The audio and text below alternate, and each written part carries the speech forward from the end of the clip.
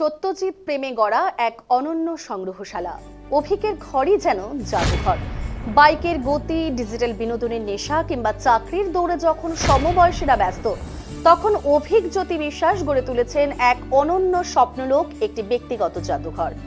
চোখে ভরা এক রাস স্বপ্ন, পেশায় গৃহশিক্ষক, সঙ্গী লেখালেখি আর ছবি আঁকা, এই নিয়েই দেদারে দিন কাটছে অভিক জ্যোতি বিশ্বাস ওরফে অভিকের।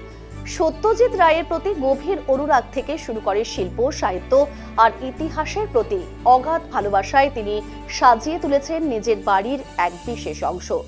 ৩৩ বছরের অভিক পেশায় গৃহশিক্ষক হলেও মন পড়ে থাকে গল্প, কবিতা লেখা আর ছবি আঁকায়।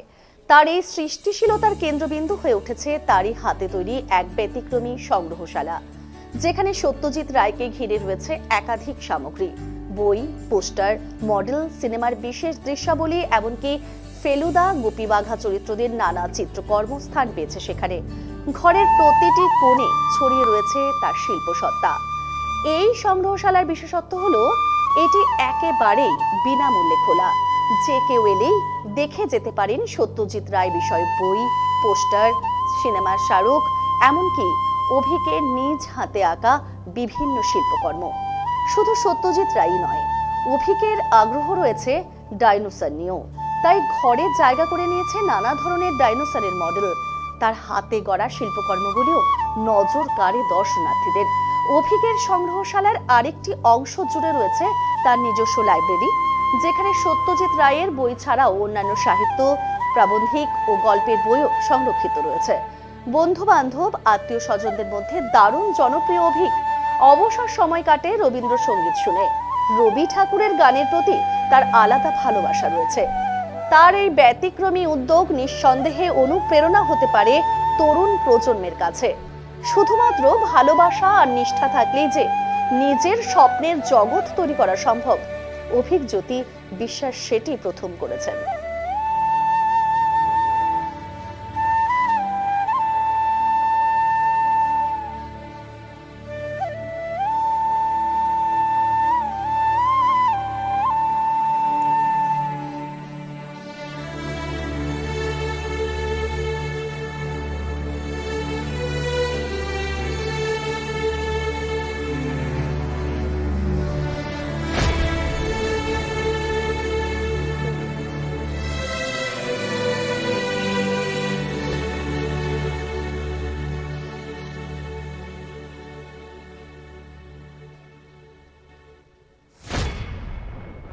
অভিক জ্যোতি বিশ্বাস, আমি Satyajit Ray museum and library.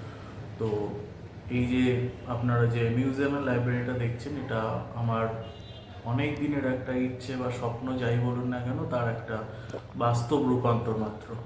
তো ছোট থেকেই তো সত্যজিৎ রায়কে নিয়ে আমাদের চর্চা চলতোই। অ্যাকচুয়ালি 3 পুরুষ নিয়ে, সত্যজিৎ রায়, তার আগে সুকুমার রায়, উপেন্দ্র কিশোর রায়চৌধুরী, 3 জনকে নিয়ে। আমার এখনো মনে আছে, আমার মা হচ্ছে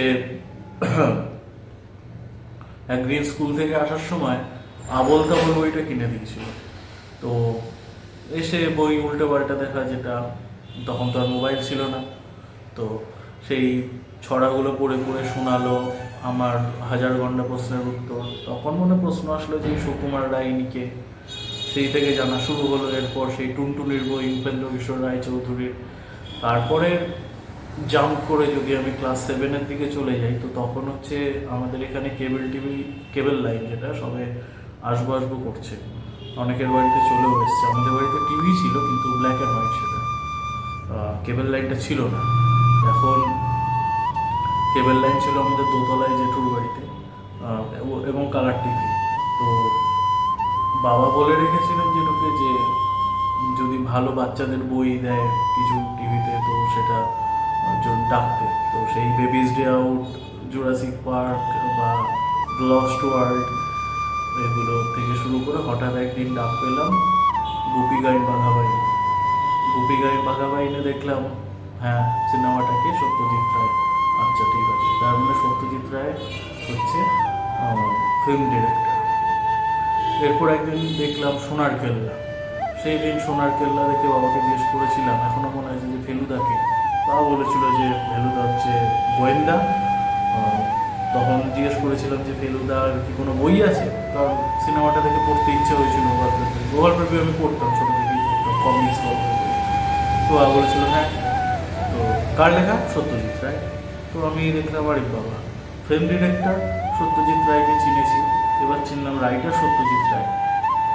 আমার পয়সা জমিয়ে কেনা প্রথম ফেলুদার বই হচ্ছে কৈলাসে কেলেঙ্কারি। কৈলাসে কেলেঙ্কারির যখন খুললাম, তার অলঙ্করণ দেখলাম যখন, তখন আবার আরেকজনের সাথে পরিচয় হলো, তিনি হচ্ছেন শিল্পী সত্যজিৎ রায়।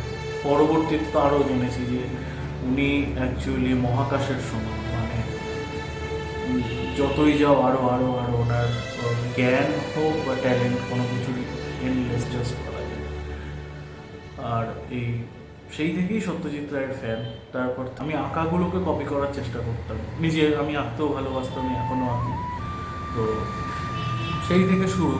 তো মানে অনেক দিন ধরেই একটা কিছু করার ইচ্ছে ছিল, মানে সত্যজিৎ রায়কে দিয়ে ঘরটা সাজাবো সত্যজিৎ রায়ের থিমে, এরকম। সেখান থেকে মাথায় চিন্তা আসে যে why not library or museum, কারণ আমার কাছে